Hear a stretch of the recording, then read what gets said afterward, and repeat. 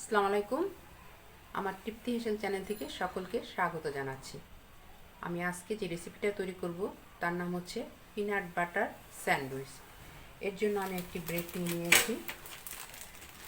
ব্রেডটি কেটে নিচ্ছি।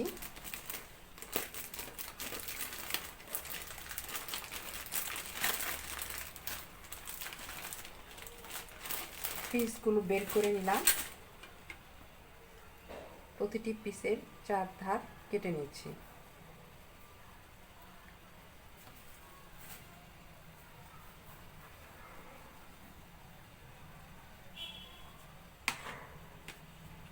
এভাবে প্রতিটি পিস আমি কেটে নিচ্ছি। সবগুলো ব্রেডের চারিধারে কাটা হয়ে গিয়েছে। এবার নিয়ে নিচ্ছি পিনাট বাটার। এই পিনাট বাটারটা আমার নিজে হাতের তৈরি। এখানে দিয়েছি চিনেবাদাম, কাজু বাদাম, কাঠবাদাম, স্বাদ মতো লবণ দিয়েছি এবং ঘি, এবং এটা গুড় দিয়ে তৈরি করা। সবগুলো বাদাম ড্রাই রোস্ট করে ব্লেন্ড করে নিয়ে তার মধ্যে গুড়, ঘি এবং সামান্য একটু লবণ মিশিয়ে পিনাট বাটারটা তৈরি করে নেওয়া হয়েছে। এই পিনাট বাটারের স্বাদই আলাদা, যেহেতু নিজে হাতে তৈরি করে নেওয়া, ফ্লেভারটা খুব অন্যরকম এবং খেতেও খুব ভালো লাগবে।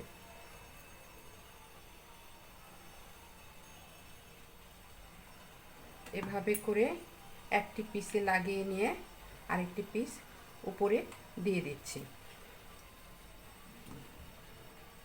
আবার আরেকটি পিসের একটির মধ্যে পিনাট বাটারটা সুন্দরভাবে লাগিয়ে নিয়ে নিচ্ছি।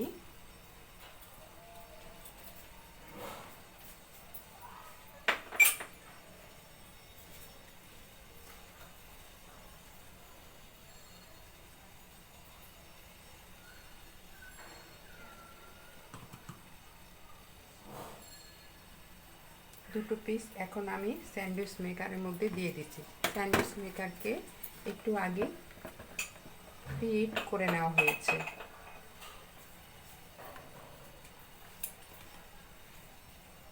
এভাবে দুটো দুটো চারটি বের হবে এখান থেকে। এখন স্যান্ডউইচ মেকারটাকে লাগিয়ে নিচ্ছি।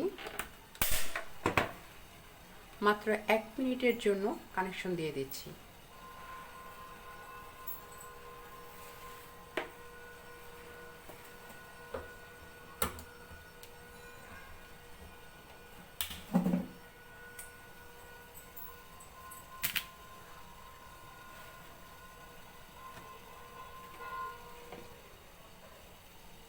স্যান্ডউইচ মেকারে স্যান্ডউইচ তৈরি হতে হতে আমি বাকি আরও 4টি পিস তৈরি করে নিচ্ছি। ঠিক একই রকমভাবে আবারও 1 চামচ পিনাট বাটার নিয়ে 1 পিস ব্রেডের মধ্যে ঠিক এমন করে লাগিয়ে নিচ্ছি।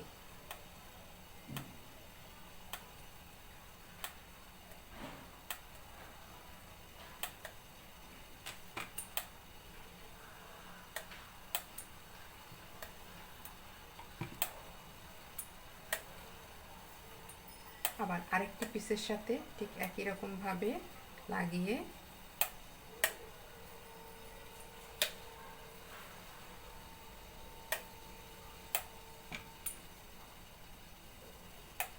বাস তৈরি হয়ে গিয়েছে স্যান্ডউইচ। 1 মিনিটের মধ্যে পিনাট বাটার স্যান্ডউইচ তৈরি হয়ে গিয়েছে। গরম গরম স্যান্ডউইচ তুলে নিচ্ছি।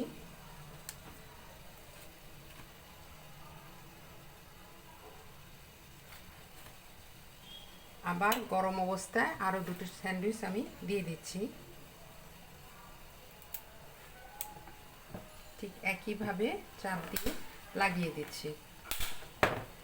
এখন তৈরি স্যান্ডউইচগুলো কেচি দিয়ে কেটে নিচ্ছি।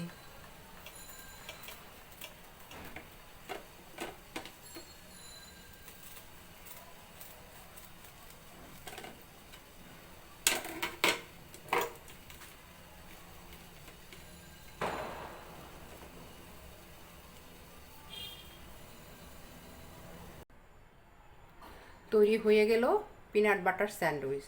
খুব সহজভাবে এই রেসিপিটি তৈরি করা সম্ভব। এই রেসিপিটি যদি আপনাদের ভালো লেগে থাকে তাহলে অবশ্যই আপনারা চেষ্টা করবেন এবং আমার চ্যানেলটিকে লাইক, সাবস্ক্রাইব, শেয়ার করবেন। আগামী রেসিপি নিয়ে না আসা পর্যন্ত আপনারা সকলে ভালো থাকবেন, সুস্থ থাকবেন। আজ এই পর্যন্তই, আমি বিদায় নিচ্ছি আমার তৃপ্তি হেসেল চ্যানেল থেকে। সকলকে ধন্যবাদ।